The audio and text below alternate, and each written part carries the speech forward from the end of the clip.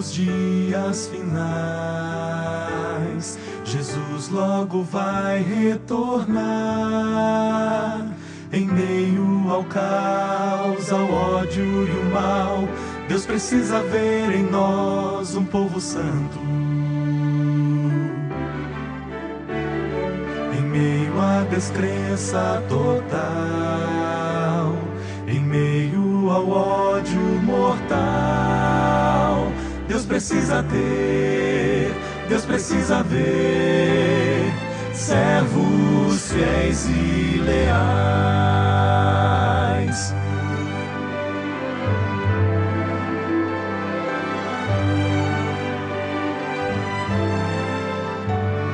Corremos demais sem parar, não há nem mais tempo de orar. A vida sem Deus, vazia e fugaz, nos afasta mais e mais do que é certo. Verdade e erro já estão tão perto, tão sem distinção.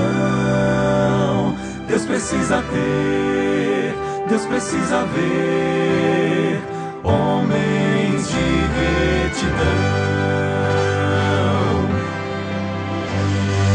Homens que não se comprem nem se vendam, homens que no íntimo da alma sejam verdadeiros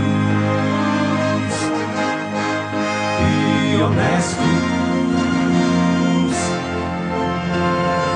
Homens que não temam chamar o pecado pelo próprio nome, de consciência fiel ao dever, como a bússola o é ao polo.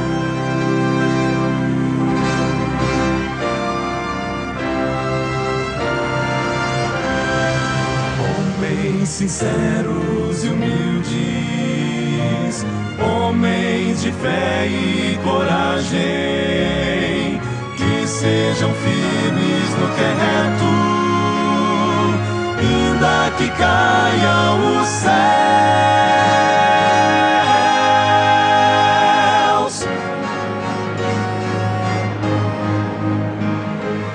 Homens que queiram a paz, homens que vivam amor, homens sensíveis à voz do Espírito, e sejam